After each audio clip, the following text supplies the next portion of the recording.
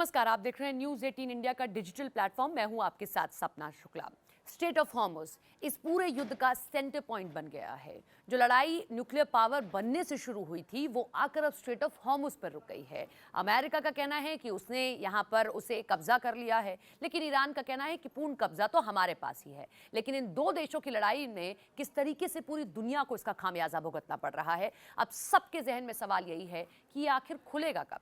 तो state of Hormuz में महीनों से जारी तनाव और युद्ध के बीच अब एक बार शांति की उम्मीद जागी है। हालांकि अमेरिका और ईरान के बीच पाकिस्तान में हुई शांति वार्ता विफल रही है, लेकिन अभी के हालात देखकर लोगों को लग रहा है कि अमेरिका और ईरान के बीच युद्ध विराम हो सकता है। लेकिन क्या सीज फायर होने के साथ ही स्ट्रेट ऑफ हॉर्मुज पर खतरा कम हो जाएगा? एक्सपर्ट्स का मानना यह है कि इतना आसान नहीं होने वाला, क्योंकि युद्ध के समय ईरान ने हॉर्मुज के रास्ते पर भी माइंस लगा रखी हैं और इन समुद्री बारूदों को हटाना इतना आसान नहीं है। इन्हें हटाने में सालों लग सकते हैं, लाखों डॉलर खर्च भी करने पड़ सकते हैं।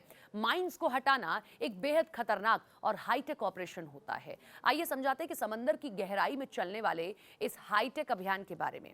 आखिर क्या होती है ये समुद्री सुरंगें? ये पानी के नीचे छिपे ऐसे बम होते हैं जो किसी जहाज के संपर्क में आने या उसके चुंबकीय प्रभाव को महसूस करते ही फट जाते हैं। ये सतह पर तैरती भी हो सकती हैं और समंदर की तलहटी में छिपी भी हो सकती हैं। एक छोटी सी सुरंग भी लाखों टन तेल ले जा रहे विशाल सुपर टैंक को डुबोने की ताकत रखती हैं। 3 तरह की ये माइंस होती हैं। समुद्र में लगाई जाने वाली माइंस 3 तरह की होती हैं। इसमें सबसे पहले कॉन्टैक्ट माइंस होती हैं, जो पुरानी स्टाइल की माइंस हैं। ये जहाज के टकराने पर फटती हैं। और दूसरी मैग्नेटिक माइंस होती हैं, जो जहाज के लोहे को महसूस करती हैं और जहाज के नीचे पहुंचते ही ब्लास्ट हो जाती हैं।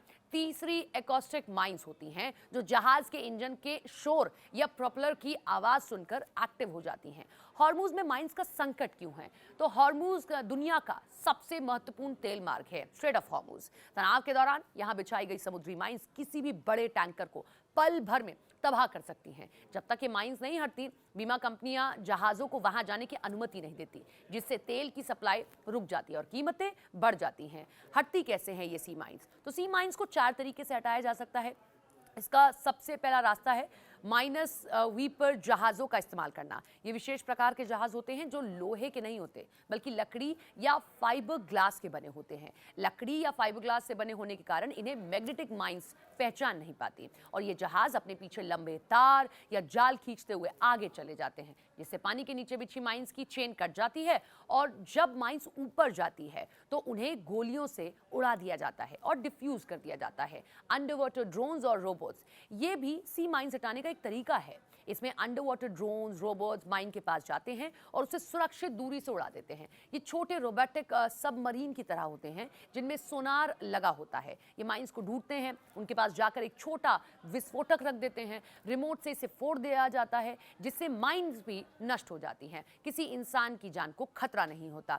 एकॉस्टिक और मैग्नेटिक सिमुलेशन, ये भी एक तरह का माइंस हटाने का तरीका ही है। इसमें जहाज अंदर नहीं बल्कि पानी में ऐसे गैजेट्स छोड़ देते हैं जो बड़े जहाजों के इंजन जैसे शोर करते हैं या फिर वैसे ही मैग्नेटिक फील्ड पैदा करते हैं, और इससे माइंस को धोखा हो जाता है कि कोई बड़ा जहाज गुजर रहा है और वो खाली समंदर में ही फट जाते हैं। डॉल्फिन और सी लायंस की मदद, हैरानी की बात यह है कि अमेरिकी नौसेना इन माइंस को खोजने के लिए प्रशिक्षित डॉल्फिन सी लायंस का भी उपयोग कर रही है। उनकी सुनने और देखने की क्षमता इंसानी मशीनों से कहीं ज्यादा होती है, जिससे वो रेत के नीचे दबी माइंस को भी पहचान लेते हैं। समय कितना लगेगा? तो रिपोर्ट ये बताती है कि ये कम से कम एक रातों में नहीं हो सकता है, बल्कि हॉर्मुज का रास्ता सकरा है। वहाँ हजारों की संख्या में छोटी बड़ी सुरंगें हो सकती हैं। पूरी तरह से ग्रीन सिग्नल मिलने में कुछ हफ्तों से लेकर महीनों तक का समय लग सकता है।